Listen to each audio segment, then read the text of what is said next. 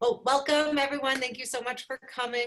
Most of you know me, but for in the interest of posting this later, my name is Sarah Labar, and I am the Executive Director of Artworks Center for Contemporary Art.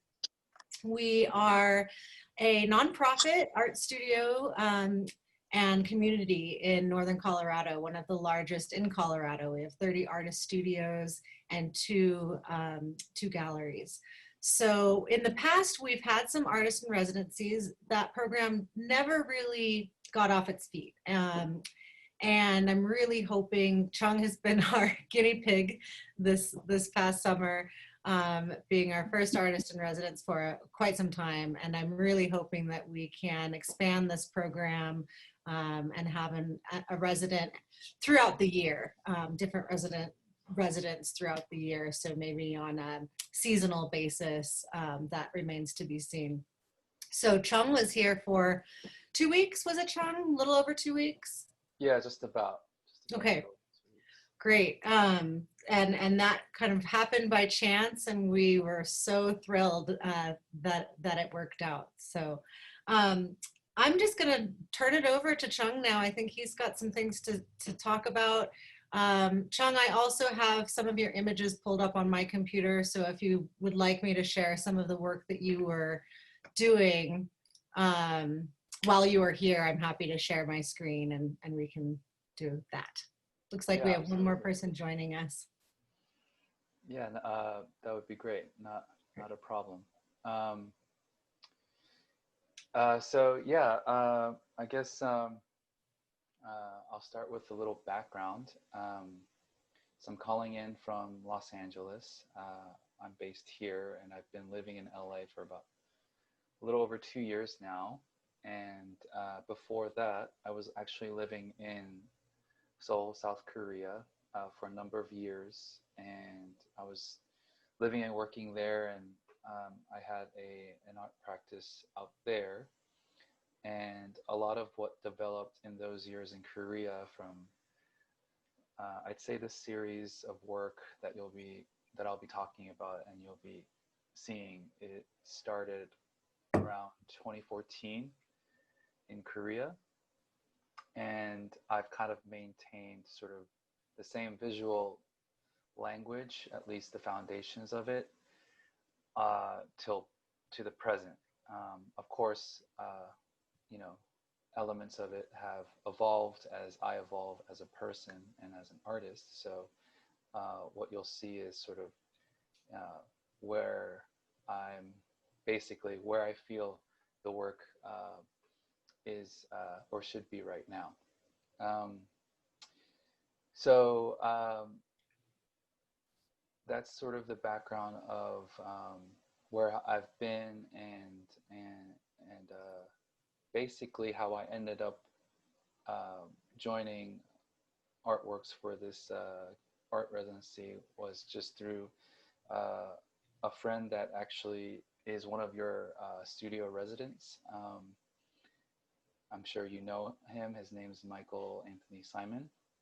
So thanks to him and Sarah and Artworks all together, kind of last minute put this together for me to come out and have time to utilize all the wonderful resources that Artworks has to offer. And I couldn't have, like, I guess before, going through all the motions of what's happening in the world, in this country, in the pandemic, it was just, I didn't really see myself fully present with my creative headspace. It was actually a real challenge. So the timing of the residency, in hindsight, I realized was very crucial. And I'm so glad I was able to participate and have this time to have some studio space and continue my practice. So if anything, I feel more, I'm certainly more grateful. So thanks again for that. And so I'm not sure how much of sort of my bio you'd like me to get into, but basically, in brief, I was actually born in Korea, and I grew up in the East Coast. I'm originally from New York and New Jersey, and then I went to art school in Boston. I got my BFA at BU, and from then on, it was just kind of this journey of trying to pursue this, life as an artist, which we all know is quite challenging. But a lot of the work was kind of based on in the beginning about sort of searching for identity and voice and utilizing certain recurring motifs or sort of sources of light, because I'm quite interested in atmosphere and light, and having that guide me through the journey that I'm on now to have created this current body of work. And yeah, so that's kind of like the blanket sort of like history of, my journey as an artist, how I found art, and and my most recent history, and how I ended up at Artworks. But I'm not sure, Sarah, if you wanted to directly ask me these questions, or if I should just go down sort of the questions and answer them as we go along. Yeah, I think we can, this can be on the casual side if people have questions as Chung is speaking. If you want to, raise your hand physically or digitally, that's fine too. Yeah, I think it's nice to hear about some of your background, what led you to this point as you've been talking, and then putting your work into context. So yeah, yes, if you skip over something I want to ask you about, I'll jump in. Okay, cool. No problem. In that case, then I'll just, I guess I'll keep going until anyone has a question.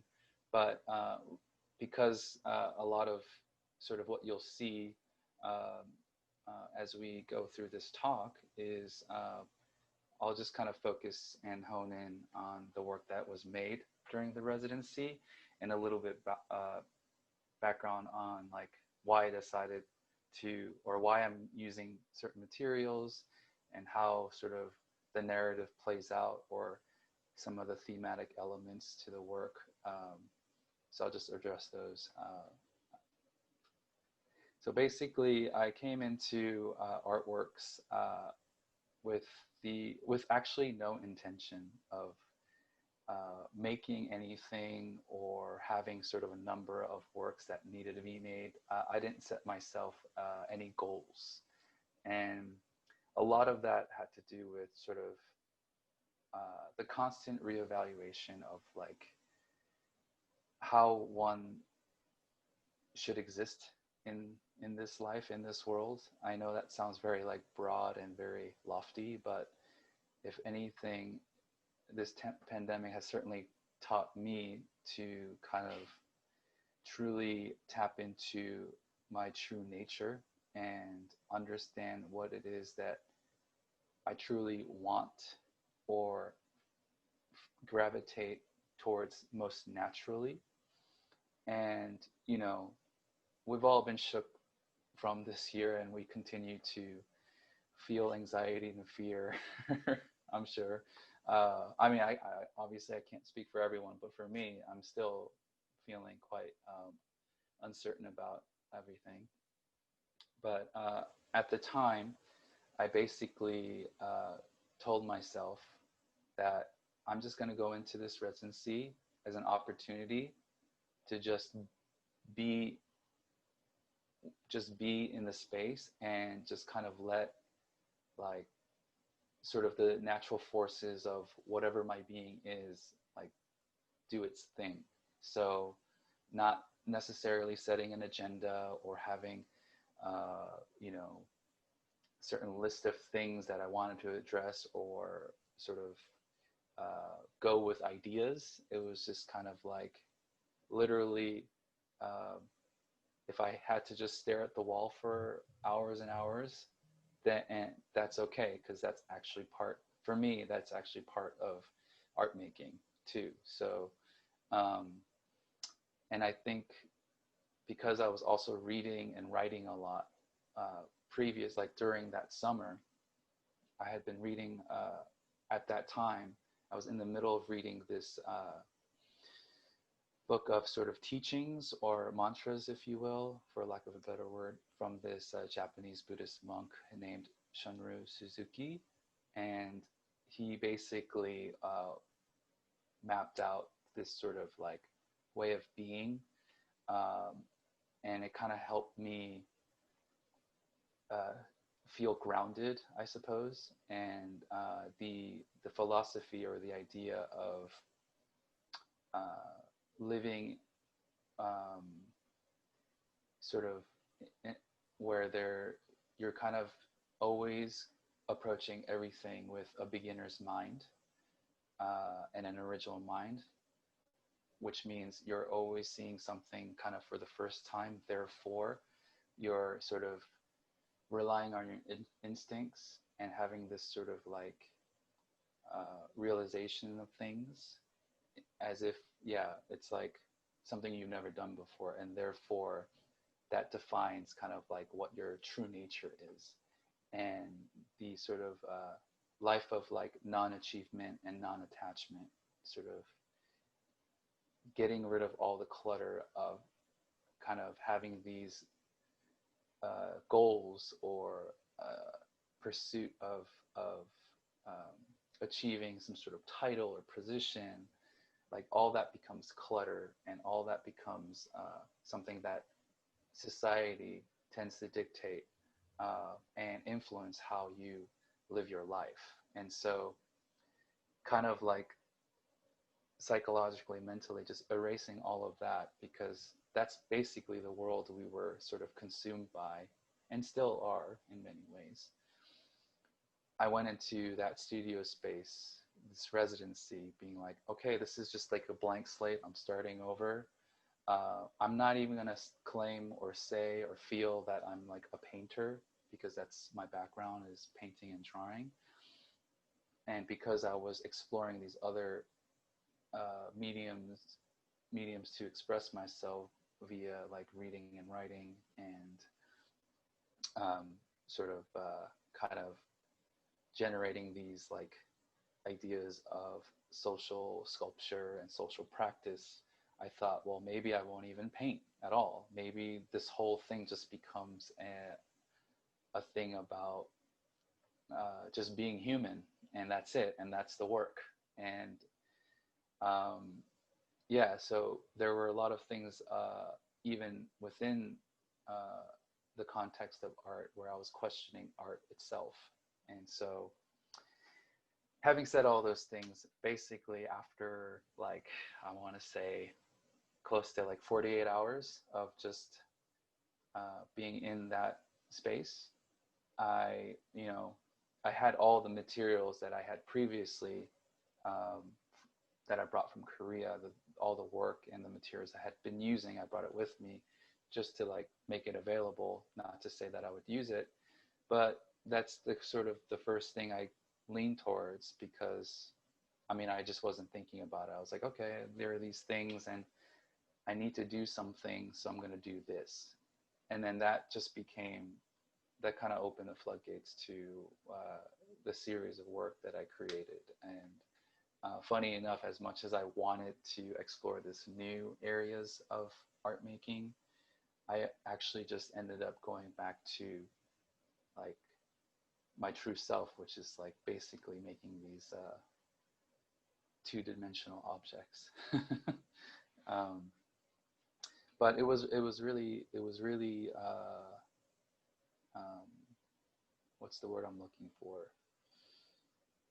Informative, actually. Yeah, because a lot of the things that I had read and thought about were channeled through somehow into the atmosphere and the space that eventually, found its way through the work and the application of the materials. So I've been using this material called hanji, which is a Korean traditional paper, a discovery that I made while I was living out in Korea. It was just all this beautiful textural, colorful pieces of mulberry paper in different thicknesses and combinations. And um, I decided to explore, and it just became this thing where the material itself I almost saw the paper as the paint, and then using the paint as sort of a way to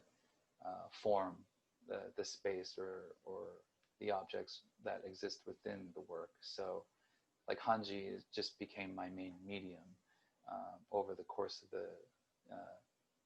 the exploration of the body of work. So through that foundation, I just kind of built these surfaces with Hanji. And what I usually do is, just to talk about the process really quick, is I'll have a collection of this stack of paper, and I'll sort of go crazy with it. This is like sort of the visceral moment where I'll collage and tear up and paste layers and layers of this paper. And, you know, the sort of final result or the finished piece, you may not see like all of the colors that you see or the textures that you see, but within the painting there are all these like vibrant and dynamic actions being made that don't necessarily make it into the final image, but you know, it's kind of where I get started, and then I start to hone in on the space, the environment, and sort of these like shapes take form. And that's when I start to respond to those sort of marks or opportunities or discoveries to hone in on those shapes and those forms. And then eventually I get this sort of sense of mist or atmosphere that I'm really kind of drawn to. And I feel like that really sets the tone of how I've been feeling this year, but also I feel like everyone has been feeling, is this sort of like hazy stillness that sort of evokes something kind of really haunting and mysterious, but also very calming and soothing in a way. It's like resting darkly or something like that. Excuse me. So yeah, and but I've always been interested in landscape, nature, all of these very sort of earthly connections have always existed in my work. And you know, ultimately the best thing to do is go out into nature and experience the sublime, and go stare at a mountain range or at an ocean or some valley somewhere. But if anything, it is kind of part of the language of my work. But I'd say the foundation really is how to really like make space feel a little bit more tangible within the visual experience. I don't even know if that makes any sense, but the work's sort of recurring imagery is some form of landscape or interior, and sometimes you'll have an object there kind of like almost as if it's a still life, but there is a space that exists around it. And for example, like I'm really interested and take to like Giorgio Morandi's work. Like I feel like even though it's just still life that you see, it's like there is so much action and touch and tenderness and activation of the space in between and around the objects that I find quite beautiful and subtle. And that kind of subtlety is like what I'm also really drawn to. And if anything, I want to, you know, keep that sort of tradition alive of sort of that really that softness of touch, that tenderness. And I would be remiss if I did not mention the graphite that you see applied over everything. So that was the newest discovery or added thing to my this body of work, and it was because the time I had at this residency, I was able to apply that added layer. So the graphite is kind of been the new thing, and again, it's like because I had this opportunity, I was able to like find that and add that to the work, and I just like it wasn't obviously planned, but you know, while I was drawing things out, sketching with like different kinds of graphite, I just simply just decided to like, oh, I want like, what happens if I just started actually drawing onto these collages? And something wonderful happened, and it sort of was, it reminded me of if you ever look at Seurat's sort of graphite and charcoal drawings, they're the way that he deals with space is exquisite, and there's definitely been that's also been kind of an area of influence too. But yeah, those are kind of like the real touch points of like where the application and the work is really coming from, specifically during this time at the residency. I think by viewing this work that you see right now, a lot of them do kind of like refer to certain art historical references, like the drapery over sort of kind of like a table or a shelf type of form, and you can feel the weight of that history. I feel like, at least now that I'm looking at it in retrospect, but that just kind of worked itself out. It wasn't, I never have any idea or any plan of how each piece is going to end up.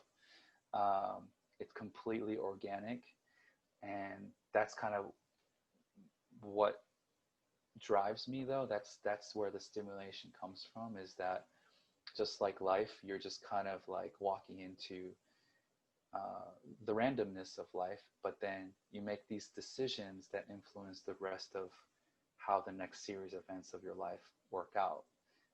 And you can only really understand your life when you look at sort of the decisions you made in the past. So I feel like with these works, or any work that I create, it's kind of like you just start treading into this territory, and then you make a turn, or you know, something leads you to one place, and then that place ends up forcing you to make a decision so that you get to another place, and you know, that snowballs into, you know, hopefully a successful or what I would deem as a successful like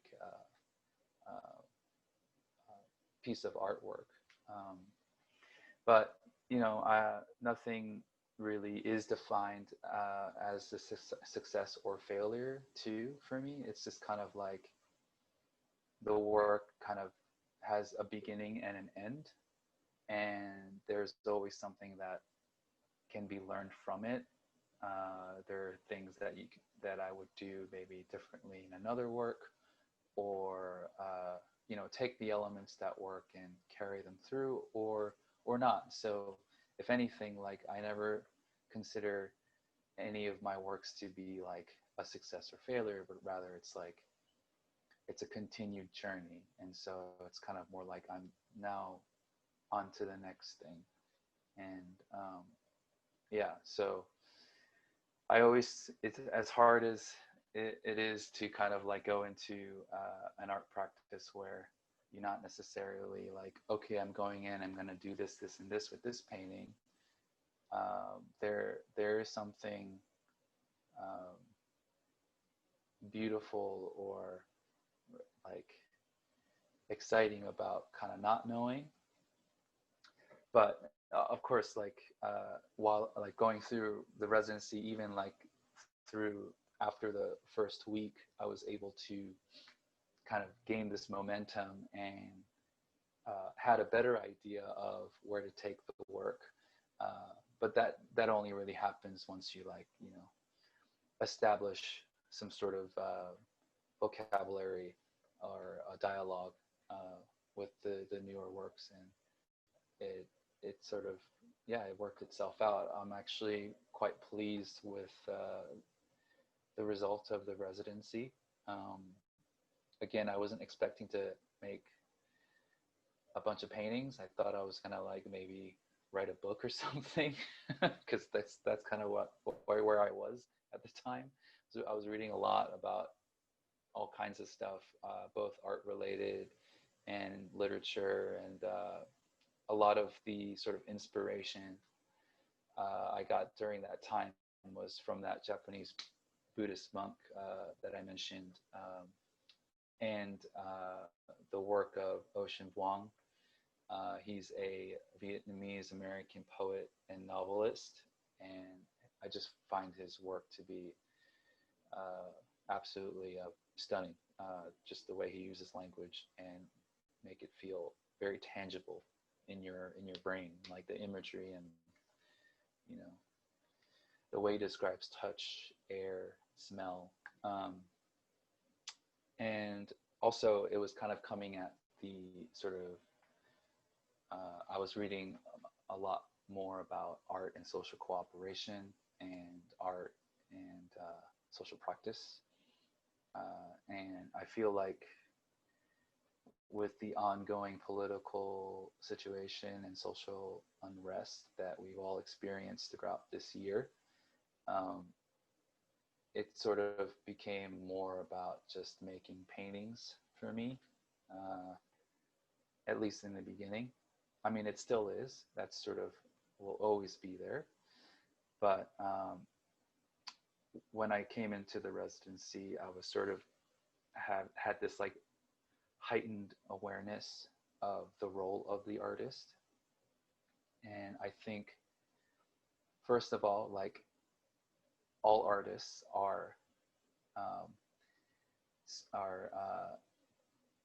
kind of all artists are sort of protesting by default, because you're pursuing something that's not conventional. You're pursuing something that questions the status quo of things, whether that be like simply from like maybe an art world academic level to the political.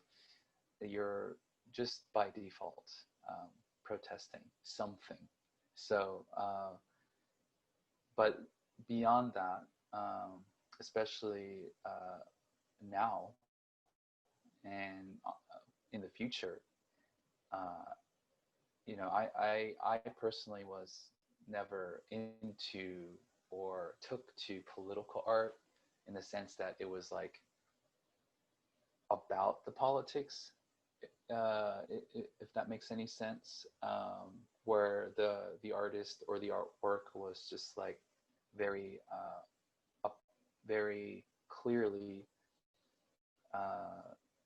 showing or producing artworks that were about a certain political issue.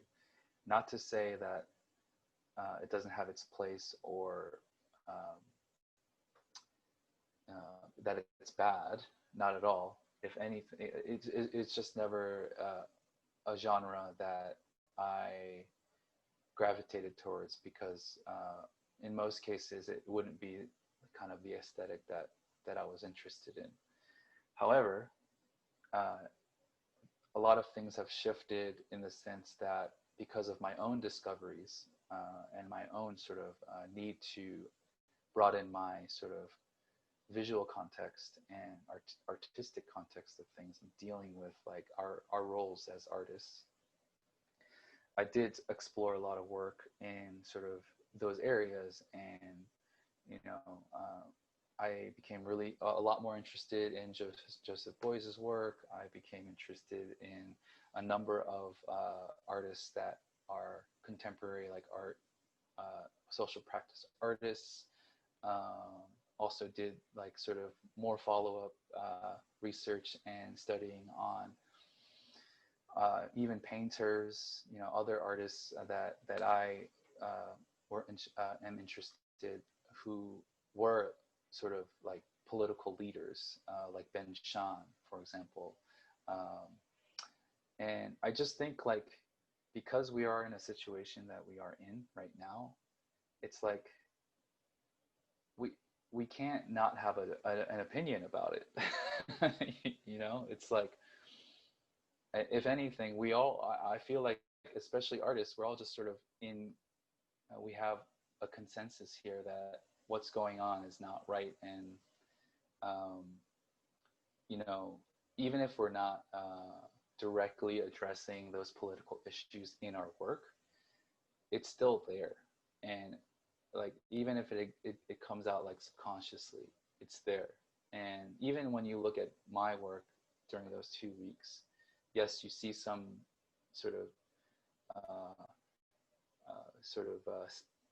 hints of landscape or some sort of abstracted interior, all this stuff. But like, at least what I hope is I'm sort of evoking sort of this emotional turmoil, or at least some sort of unease that is reflecting how I'm feeling, but reflective also of the times, because no one's sleeping that well at night, I don't think. you know, and I think when we talk about our work, especially work being created during this time, because who knows how much more we have to suffer through this, there has to be a conversation, a dialogue. It has to be addressed, I think. Um, and how that artist address that is up to the artist, of course. But I just think now it's like we can't just like talk about certain. It can't be as sort of, how do I say, not surface level, but it's like I mean, I guess like certain selfish ideas that we might have about our works. I'm totally botching this, by the way. I feel like there's a better way to articulate what I'm trying to say here regarding this aspect. But if anything, what's changed about me and how I talk about my work is just like I can't help but tie a lot of sort of my response to creating, and sort of mentioning like sort of what's important and what resonates, without like having to deal with and address the political and social unrest and the ongoing global pandemic and the climate crisis, and et cetera, et cetera, et cetera. I mean, we can go on forever. Like, this is probably the most that we've ever had to deal with in 1 year. And yeah, I think it's really important for the artist to keep that in mind, and also like take a stand on it too, just like, and not hide behind the work, but rather like, I don't think they're mutually exclusive, and maybe it never was. It's just that now it's just, I think there has to be an expectation that we talk about these things, because if you look back in history, every social political revolution that's ever happened usually started with intellectuals, cultural elites, and artists, people who had free, open, critical dialogue about the government, like opening, sort of keeping things open and accessible to people to make their own decisions. Like, that's what artists do. Like, we think for ourselves. And that intrinsically is what makes us like protesters. Like, we are, like, being an artist is an act of protest. So I think we should just keep fighting the good fight, just by being true to ourselves. So I think that's kind of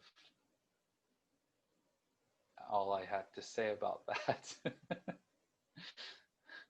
Thank you so much. I think you've brought up a myriad of different points that we could go for hours and talk about. I'd like to open it up if you're ready, Chung, for some comments and questions.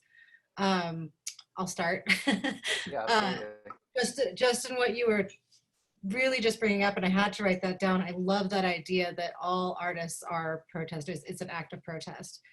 And then thinking about this idea that, you know, your work could be looked at in a formalist, you know, from formalist qualities only, and being able to sort of delve into those, you know, literal layers of material. But yes, also this feeling of tension and unrest, and also some quiet, peaceful moments in your work. So having those, that combination, I think, is really striking. Anyway, that's my comment. I'll have more questions, but I'm going to let it open up for other questions. And everyone can, if you'd like to go ahead and raise your hand, and then if you're the first person with your hand up, just unmute yourself. How does that work? We'll try that.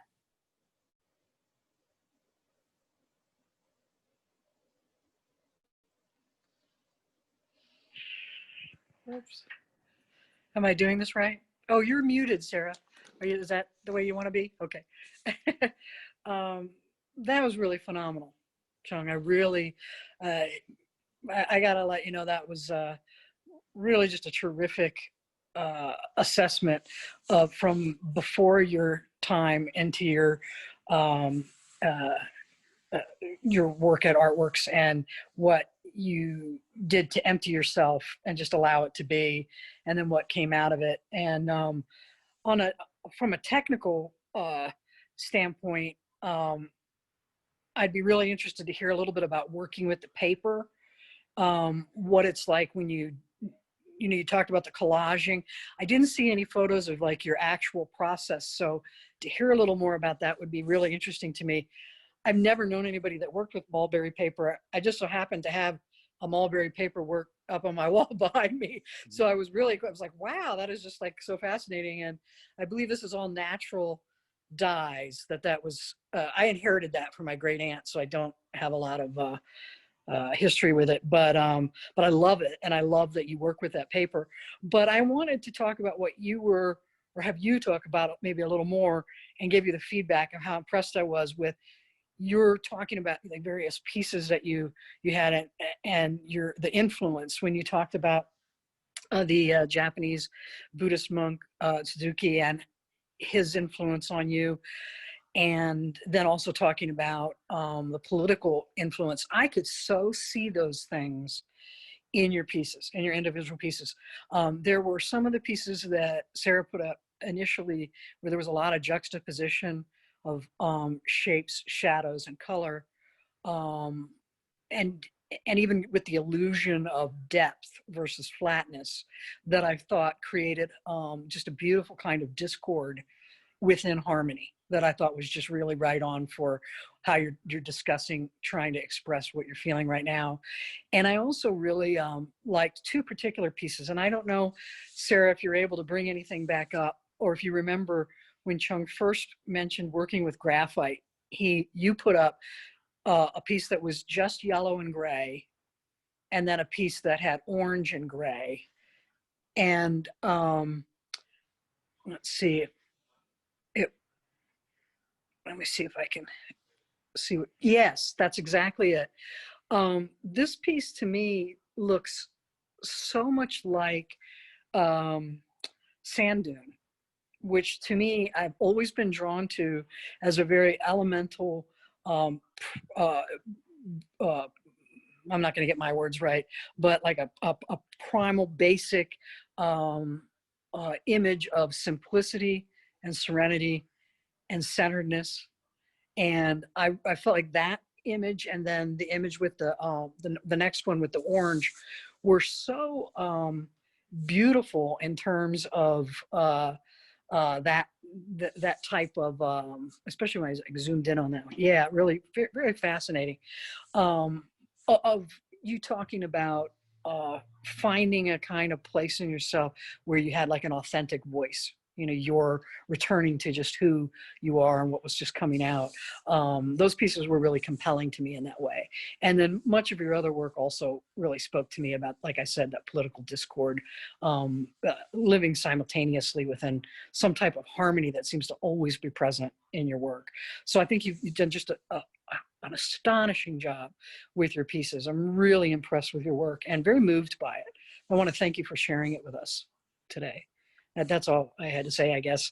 Maybe there wasn't even a question in there. I'm sorry. Yeah, no, absolutely. I remember your question. I can talk more about the actual process of making. And Brenda, thank you so much. That certainly means a lot to hear that from you, and hopefully others as well. It's really, yeah, it tends to be kind of difficult for the artist to kind of see if that's actually working out, you know, kind of trying to stand back and see if like, is that really what I'm feeling right now? But I'm glad you're taking to the work and having those emotional responses. So definitely make me happy. So I guess I'm on the right track. So in terms of the actual process, yeah. So basically, what I do is once I like to work on panels like hard surfaces. So all the work they're on wood panels. So we'll start there, and then I basically prepare them so that I could take the different stacks of different sheets of Hanji mulberry paper, and again, it's like those first decisions are kind of just as crucial, even though I'm not really thinking about it. But now that I'm thinking about what I had been doing, is I have a stack of paper that's different colors and textures and thicknesses, and I knew that I wanted to start with like something a little bit or a palette that resembles earth tones, muted colors, neutrals, because I guess like sort of at, I was just thinking of something very calm and sort of resembling nature in a sense. So I would choose those sheets, and usually they would be quite thin, so I could go over many layers and without it kind of making any drastic changes. Uh, I I rarely use the thicker, more textural ones because it's just harder to manipulate or kind of work with the surface, because that then becomes sort of like more of a fixed decision. I would basically either have to scrape it off or kind of turn it into an entirely new thing, which is fine and which has also happened. There are a couple pieces that you've seen that have gone through many different phases and sort of, how do I say, like restarts, but they're not restarts because it's just like like another layer. So it's just adding another chapter to the work, if that's a good way of explaining it. And then once I am kind of at a place where enough layers are down and enough like tears or lines have formed from the collaging, I take a step back and let it dry, and then that's when I've started to go back in with the graphite, with the pencil. And why the pencil worked out so well was because my natural sort of way of approaching anything that I'm making is extreme with extreme intimacy. So I like to work at a smaller scale, because I get to hone in on the thing itself so closely and so intimately, like I'm whispering to the surface. And that's kind of just how I am, like even with people and relationships. It's like I'm not I'm all about fostering and developing in like deep relationships with people, and uh, having the awareness and sort of the ability to kind of concentrate and focus on those things. Um, and that's kind of the way I approach my work too. Not to say I don't work big scale. I have and I do. It's just that even in those cases too, it's like I'm still like really focused on this part of the painting, and then I'll step back and make certain adjustments to address the scale. But in this case, with these works, because they were smaller, I was able to have these very focused, very intimate connection with the material and the surface. And the graphite pencils kind of like was the perfect sort of vehicle to do that, because again, just like it's a reflection of how I was feeling in the time. It's just like I just wanted it to have like a one-on-one with my work, I guess is a good way of explaining it. And so the best way was just like get really close and really detailed with dealing with the surface and the texture and the different value shifts and the gradients, etc. But I'm touching every single millimeter of that surface, because all of it matters, you know, and all of it needs to be addressed. And so like all those feelings then get channeled into that. And so I think that's why the graphite really worked out for me, is because it's a conversation I've been wanting to have my work with for a really long time. And I can say that now because it's happened a couple months ago. But if you asked me in August, I would have been like, I don't know, this is what feels right now. But yeah, and that reminds me one more thing, that not only was I always approaching my work that way in that sense to get really close to the work. The Suzuki book also mentioned this sort of like example of how you should be going on with your life. And he took the example of the baker baking a bread. And once you figure out what the technical aspects and the recipes are to create the bread, and you find yourself in a place of constant practice, you lose yourself in that process. And so it's like you're the most natural self when you actually become the bread. And so what he means by that is that when you are the bread, when you're being the bread, you're not thinking about anything else besides the bread. It's like the bread is it. That is your entire worldview. And so same thing happens when I'm making my work. It's like I'm like everything gets lost. The outside world deletes itself, and it's just like me. I am the work. I become the work.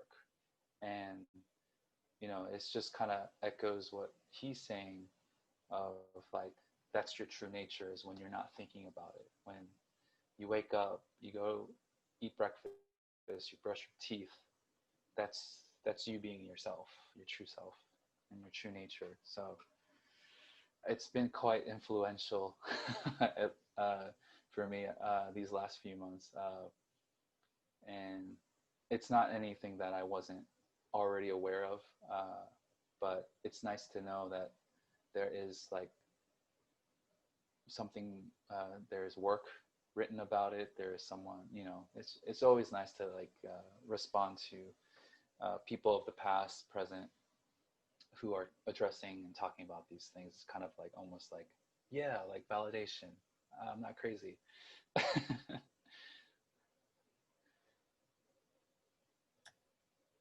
Beth, I think you had a question. Oh, it's more like a comment, but also, well, I think everything that was just said is what makes the work political.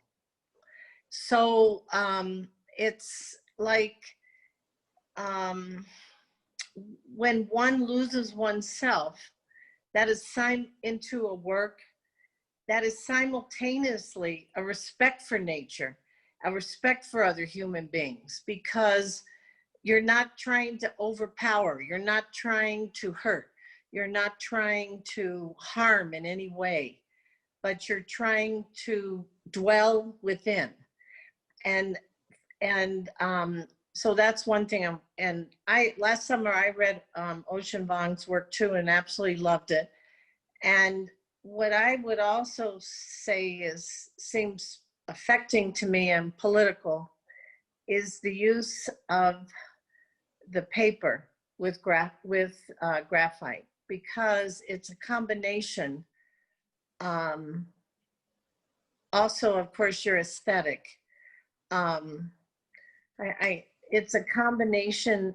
I mean, you're doing essentially what Ocean Vuong is doing in his work. That's what I want to say. I love you're a complete intellectual, and I mean, as well as an artist, this is the best talk I have heard in 10 years. So it's very profound, your work, and I thank you so much for this. Oh my goodness, Beth, thank you. That's like the highest compliment I've ever received in my memory, I think. I totally don't see myself as like as such. I just kind of you know, just stay true to myself and kind of like what, you know, dig deep into my interests and just try to be as articulate as possible, because, you know, communication is everything. So I'm just glad I am sort of able to express what I would like to express through my work and through this talk, and that like all the things that I've been learning about and addressing isn't some sort of gibberish or sort of like high and mighty thing that was sort of only in my head, because we've all been isolated and in quarantine for however long it's been. I just feel like it's been a decade, but just trying to, yeah, keep my brain stimulated and not go crazy, I think, like the rest of us. And I have to thank Sarah and Artworks and all of you again to like for providing me this opportunity. But also it's like that those, even though it was only about 2 weeks in August, I've been actually telling Michael about this every time we talk now. It's like there has been a real shift in the way that I'd like to approach my practice going forward. And just as I was a guinea pig for you, you were a guinea pig for me, in the sense that like I know what I need now to continue to be an artist in this world. And Artworks has given me the space to do that at a crucial time, because if I hadn't done it in August, or never had done it this year, I don't think there would be anything that I could like really latch onto right now. I would probably be like a headless chicken, just kind of running around like not knowing where to channel all of this. Because it's like all I've been really doing is just kind of like absorbing so much information, and lacked sort of an outlet to sort of process all of that. And you know, it's been really difficult for me here in Los Angeles to maintain a creative practice, because I don't have studio space. I don't have a sort of a refuge to go to be with myself. Not to say that I don't have a space to kind of make things work in my apartment, but it's different, you know. It's all we do is spend all of our days at home. So it's like, it's quite nerve-wracking, and it's difficult to establish a creative headspace when your surroundings never change. So You're so this welcome has to rent a space at Artworks anytime. Move out to Yeah. Colorado, Chung. yeah, yeah, for sure. So yeah, I'm just trying to continue on this journey and you know, do what I can to contribute to society in a meaningful way, whether that be through art or otherwise.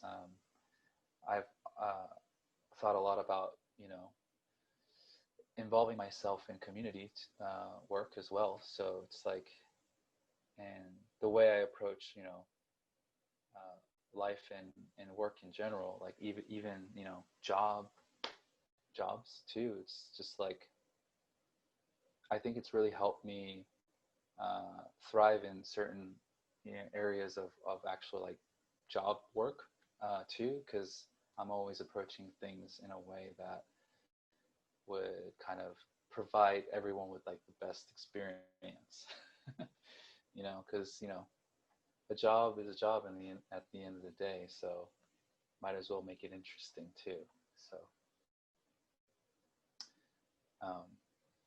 but yeah, I appreciate your comments and your feedback. This has been very refreshing, and I feel very thankful and grateful to have shared this with you all. Thank you so much, Chung. Just want to make sure that there aren't any other questions while we're here, and it doesn't look like it. Chung, I cannot thank you enough for this experience, for coming, for putting your trust in this tiny little contemporary art center in Loveland, Colorado. We are so honored to have had you here with us, and thank you so much for taking the time to speak with us. I think that this definitely, I concur with Beth. This is one of the best artist talks I've seen in quite some time. I think you gave us a lot to go home and think about.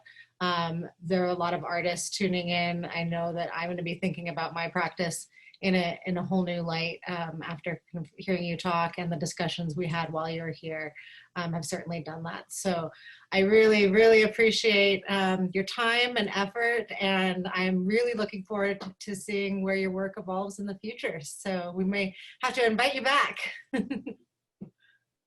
Yeah, absolutely.